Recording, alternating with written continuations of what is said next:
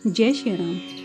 तुलसीदास जी कहते हैं कि जब दूल्हे और दुल्हनों को जनवासे के लिए ले जाया गया, उस समय आशीर्वाद की झवनी जहां तहां सुनाई दे रही थी। नगर व आकाश में बड़ा ही आनंद हो रहा था। प्रसन्न मन से सबने यही कहा कि सुंदर चारों जोड़ी चिरंजीवी रहे। योगीराज, सिद्ध, मुनीश्वर और देवताओं ने प्रभु श्री रामचंद्र जी के दर्शन कर नगाड़े बजाए और आनंद पूर्वक फूल बरसाए। फिर जय जय बोलते हुए सब अपने लोकों को चले गए। तब बहुओं समेत सब कुंवर अपने पिता के पास आए। उस समय की शोभा, मंगल और आनंद भर के वे सब जनवासे मानो उमड़ चला। फिर बहुत भांति की रसोई बनी। जनक जी ने बरातियों को बुलावा भेजा। अनुपम वस्त्रों के फावड़ों पर पुत्रों सहित दशरथ जी चले। आदर सहित सबके पांव धोए गए और यथोचित पीढ़ों पर बिठाया गया।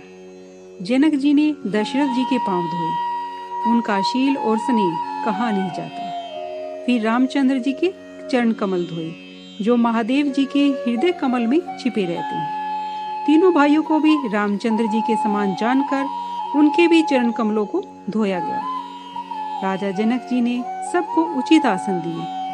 फिर जब परोसने वालों को बुलाया भेजा तो आदर के साथ पतले पड़ने लगी, जो सोने की किले से गढ़ी हुई व मणियों के पत्तों की थी।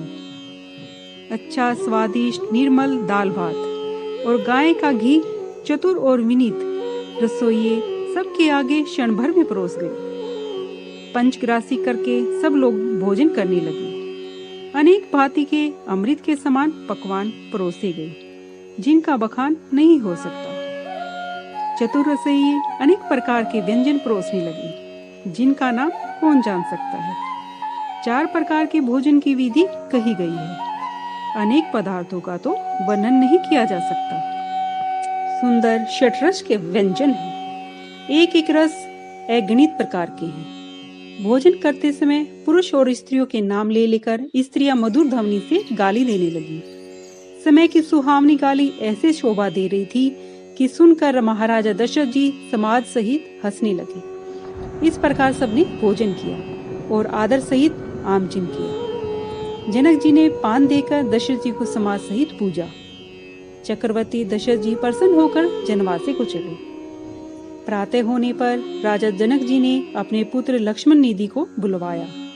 पिता का संदेश सुनकर वे सखाओं सहित वहां चले गए। आकर चरण छूकर सादर प्रणाम किया। यह देखकर जनक जी बोले, हे तात, तुरंत जनवासे में जाओ जहां अवध नरेश दशरथ जी हैं।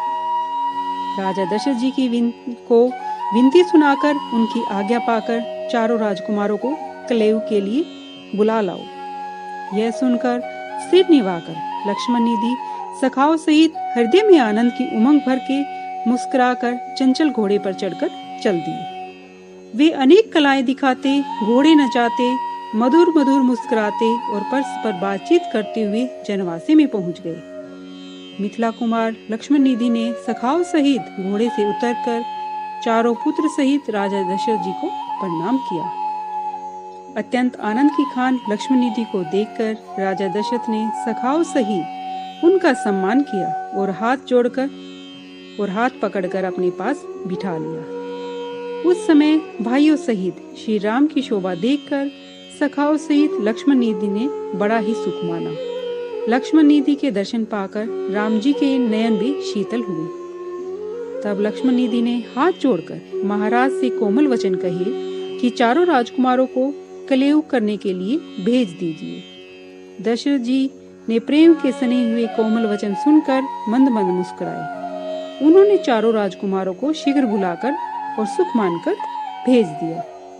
जय श्री राम।